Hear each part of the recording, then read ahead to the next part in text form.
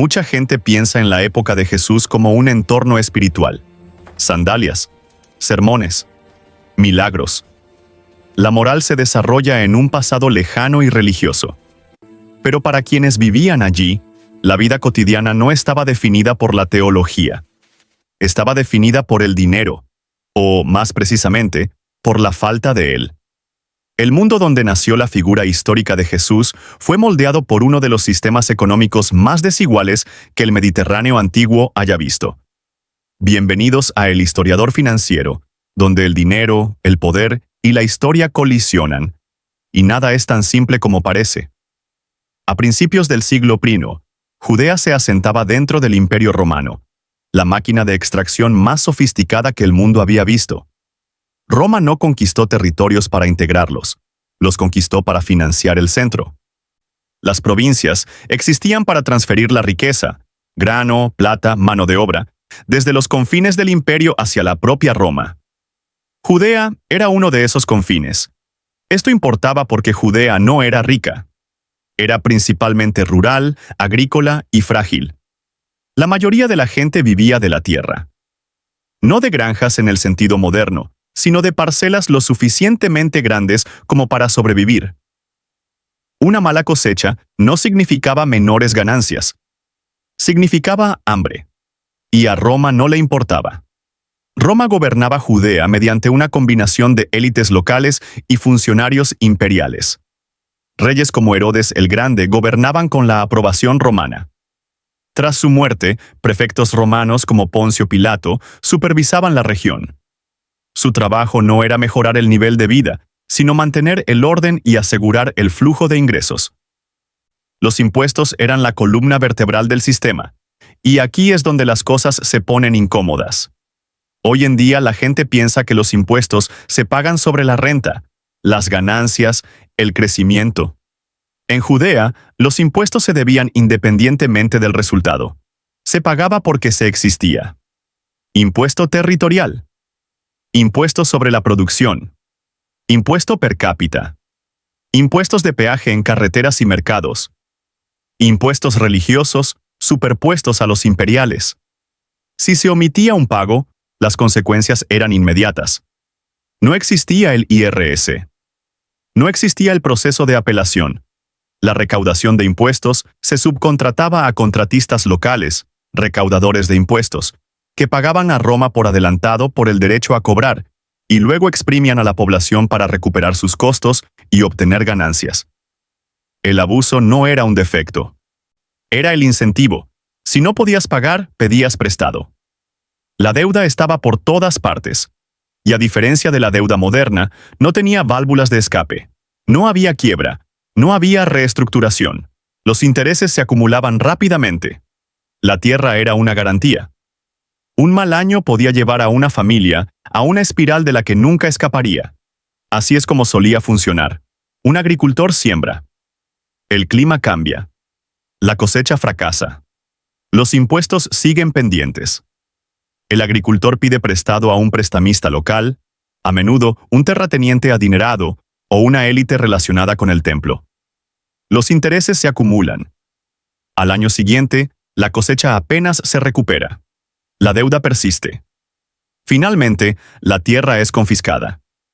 El agricultor se convierte en arrendatario de lo que solía ser su propiedad. O peor aún, en un jornalero. O desaparece por completo. Esto no fue accidental, fue estructural. Con el tiempo, la tierra se concentró en menos manos. Las grandes propiedades reemplazaron a las pequeñas parcelas. La riqueza se agrupó en torno a las élites vinculadas a la autoridad romana y a la administración del templo. La mayoría se hundió en la precariedad. La economía no solo producía pobreza, sino que la reproducía. Y no existía una red de seguridad estatal. Si perdías tus tierras, no había subsidios por desempleo, ni asistencia social, ni vivienda pública. Las familias eran el único colchón. Existía la caridad comunitaria, pero era limitada. Cuando demasiadas personas caían a la vez, el sistema no ofrecía nada. La deuda no era solo financiera, era social. Perder tierras significaba perder estatus, perder seguridad, perder identidad. El futuro de tu familia podía verse arruinado por una sequía, una subida de impuestos o una sola obligación impaga. Este es el mundo en el que nació Jesús. Y es importante decir esto claramente. La mayoría de la gente no era pobre por pereza, inmoralidad o maldición. Eran pobres porque el sistema así lo exigía. Roma necesitaba excedentes. Las élites locales necesitaban rentas. El templo necesitaba ingresos. Toda esa presión recaía sobre quienes tenían el menor margen de error. Esto también generaba algo más: tensión. Judea no estaba tranquila. Era volátil. Las rebeliones estallaban constantemente. El bandidaje no era solo delincuencia, era desesperación económica. Se formaron grupos que prometían alivio, justicia y reversión. Los movimientos mesiánicos no surgieron de la comodidad, surgieron del colapso. Y aquí es donde los espectadores modernos a menudo no entienden el punto. Cuando la gente escuchaba sermones sobre la condonación, liberación, justicia y reversión de deudas, no escuchaban metáforas, escuchaban supervivencia económica. Cuando oían hablar de los pobres, no se trataba de compasión abstracta. Eran sus vecinos, sus familias, ellos mismos. Palabras como perdón, en este contexto, no solo significaban alivio emocional, significaban cancelación de deudas, reinicio, escape. Y escapar era poco común. El sistema romano fue diseñado para ser eficiente, no humano. Extraía riqueza de las clases altas con notable consistencia. Toleraba el sufrimiento mientras se mantuviera el orden. La estabilidad importaba más que la justicia. Los ingresos importaban más que las vidas. Por eso Judea se sentía sofocante. La gente trabajaba más duro y se quedaba aún más atrás. La productividad no se traducía en seguridad. El crecimiento no beneficiaba a todos. Impulsaba a unos pocos y hundía al resto. La economía funcionaba, pero no sanaba. Y lo más importante, todos lo sabían. No existía la ilusión de que el sistema fuera justo. No se creía que el trabajo duro garantizara la seguridad. Solo había resistencia y resentimiento, y la esperanza de que algo, cualquier cosa, pudiera romper el ciclo. En esa esperanza es donde las ideas se vuelven peligrosas. Porque cuando un sistema está tan rígido, incluso los pequeños cambios parecen revolucionarios. Incluso las palabras pueden desestabilizarlo. Especialmente las palabras. Para cuando Jesús comienza a hablar en público, la presión económica ya es insoportable. El público está preparado. Las fracturas son visibles. La ira es real. La desesperación es racional. Esto no es un telón de fondo. Este es el motor. Para entender por qué la economía de Judea parecía tan ineludible, hay que observar la institución que todos creían que debía protegerlos. El templo. Hoy en día la mayoría de la gente imagina el templo de Jerusalén como puramente religioso. Un lugar de oración, sacrificio y autoridad espiritual.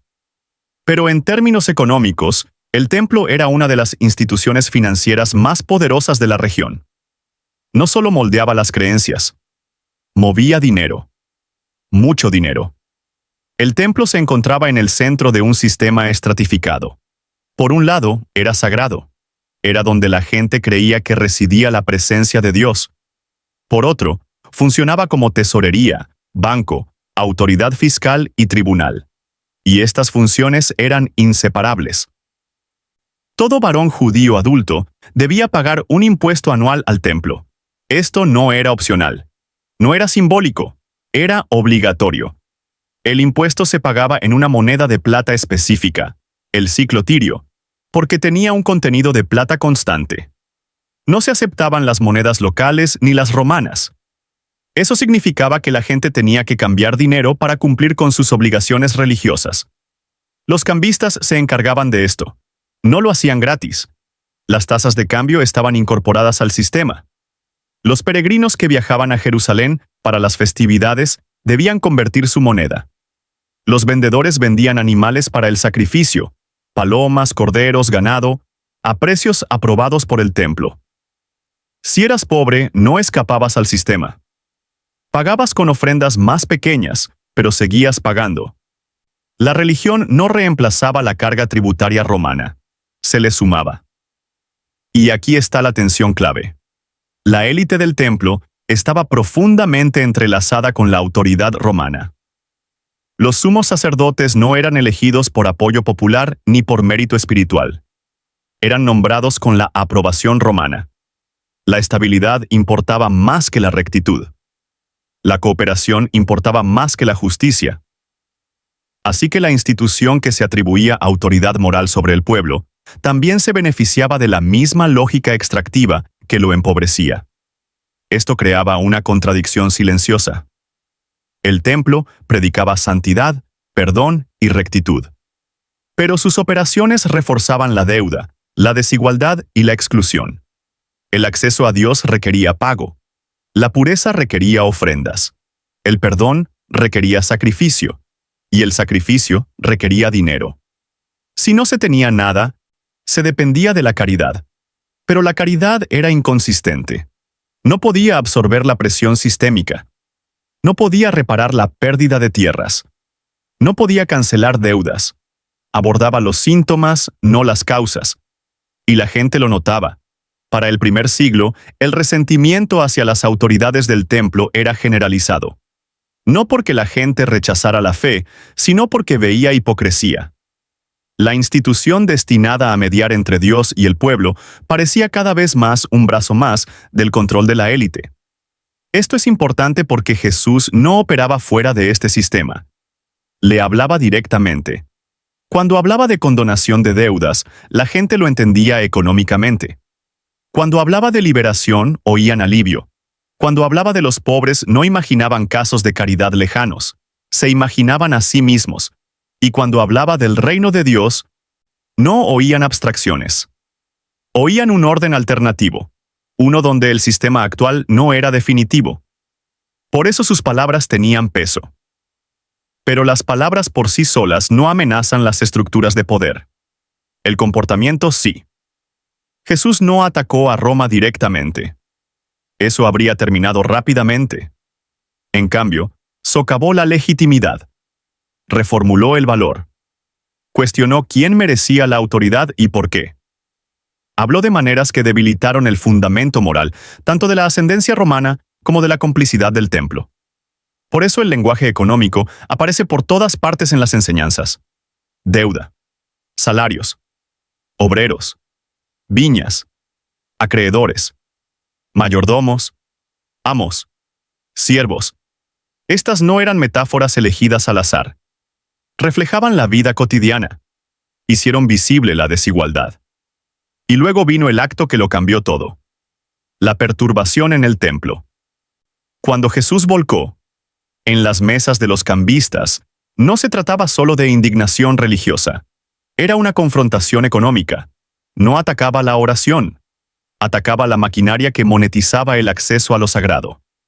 La llamó cueva de ladrones, no porque existiera el dinero, sino porque la extracción había reemplazado a la justicia. Esto cruzó la línea. Roma toleraba a los profetas. Toleraba a los maestros. Incluso toleraba a los críticos. Lo que no toleraba era la inestabilidad. Y las autoridades del templo sabían que los disturbios cerca de la Pascua, cuando Jerusalén se llenaba de peregrinos, eran peligrosos. Multitudes más agravio equivalían a rebelión. Desde su perspectiva, Jesús no solo predicaba, estaba interrumpiendo los flujos, estaba desafiando la legitimidad. Estaba desestabilizando el equilibrio que los mantenía en el poder y satisfecha a Roma. Y ese es el punto crucial. El conflicto no era principalmente teológico, era económico y político. El sistema podía tolerar el sufrimiento, podía tolerar la desigualdad. Lo que no podía tolerar era una narrativa que hacía que la gente se cuestionara la existencia del sufrimiento y su necesidad. Porque una vez que la gente deja de aceptar la deuda como destino, la extracción se vuelve más difícil de imponer. Para entonces, Judea era una olla a presión. Impuestos, pérdida de tierras, deudas. Obligaciones religiosas y represión política convergían. La revuelta no era una cuestión de si ocurriría, sino de cuándo. Y Roma respondió a la presión como siempre. Lo que siguió después de Jesús no fue el colapso del sistema. Fue su intensificación. En una generación, Judea estalló en una revuelta a gran escala. En el año 66, estalló una rebelión abierta contra Roma. Para el año 70, Jerusalén estaba sitiada. El templo, el centro económico, religioso y político de la vida judía, fue destruido piedra a piedra. Su tesoro fue saqueado. Su jerarquía sacerdotal, aniquilada. Cientos de miles fueron asesinados o desplazados. Roma no solo reprimió la disidencia, desmanteló la infraestructura que posibilitaba la resistencia, y luego reconstruyó el control bajo sus propios términos. Esta es la parte que la gente suele pasar por alto. La destrucción del templo no puso fin a la extracción económica, la simplificó. Los impuestos romanos se intensificaron. La concentración de tierras se aceleró. La deuda no desapareció. Se volvió menos visible, más burocrática, más absoluta. El viejo lenguaje moral se derrumbó, pero la presión material persistió. A corto plazo, Roma ganó de forma decisiva, violenta y eficiente. Pero ganar el control del territorio no es lo mismo que ganar el control del significado. Jesús no había estado al mando de un ejército. No había prometido una nueva política fiscal ni una redistribución de tierras. No intentaba reemplazar la administración romana con un estado rival. Y es precisamente por eso que su impacto no puede medirse por el cambio de régimen. Lo que desafió no fue la capacidad de Roma para extraer, sino la lógica moral que hacía que la extracción se sintiera inevitable, merecida y divinamente sancionada. Al socavar la idea de que la deuda reflejaba un fracaso moral, al ofrecer perdón fuera del pago institucional y al tratar a los pobres como centrales en lugar de defectuosos, Jesús desestabilizó algo de lo que Roma dependía tanto como de las legiones: la legitimidad. Los imperios pueden sobrevivir al sufrimiento. Tienen dificultades cuando la gente deja de creer que el sufrimiento es el precio del orden. Tras la caída del templo, el sistema que Jesús criticó no desapareció, pero tampoco su crítica. En las décadas siguientes, se formaron pequeñas comunidades que operaban con diferentes supuestos: recursos compartidos, ayuda mutua, alivio de la deuda dentro del grupo, lealtad basada en la creencia en lugar de en la tierra, el linaje o el estatus. Estas no eran revoluciones, eran lógicas paralelas, formas de vida dentro del imperio sin pertenecer plenamente a su economía moral. Roma aplastó la rebelión armada rápidamente, siempre lo hacía. Pero este tipo de desafío era más difícil de extinguir, porque no requería territorio, templos ni tesoros. Se movía con la gente, funcionaba bajo presión, sobrevivió a la pérdida, y con el tiempo sucedió algo inesperado. Roma nunca recuperó por completo el control de la historia que la gente se contaba sobre el poder, la deuda y la legitimidad. Para el siglo IV, el imperio no eliminó este marco moral alternativo. Lo absorbió. Al hacerlo, silenciosamente concedió algo profundo. La autoridad ya no podía basarse solo en la fuerza. La credibilidad moral importaba, incluso para el poder. La economía de la época de Jesús nos muestra algo incómodo. Los sistemas no colapsan simplemente porque son injustos. Se derrumban cuando las narrativas que los justifican dejan de funcionar. Roma optimizó la extracción, pero nunca reparó por completo la brecha moral que hacía que su dominio se sintiera natural. Y esa es la lección más profunda. Los sistemas económicos envueltos en lenguaje moral son extraordinariamente duraderos. Sobreviven a las dificultades, sobreviven al resentimiento, incluso sobreviven a la rebelión. Lo que no sobreviven es la incredulidad generalizada. El momento en que la gente deja de aceptar que el sufrimiento es necesario, merecido o significativo. La historia no se repite, pero sí expone patrones. Y una vez que ves cómo el poder se defiende, no solo con la fuerza, sino con historias, se vuelve mucho más difícil creer que esas historias sean accidentales. Si esto te dio una nueva perspectiva, suscríbete. La historia tiene las respuestas. Te mostraré dónde buscar.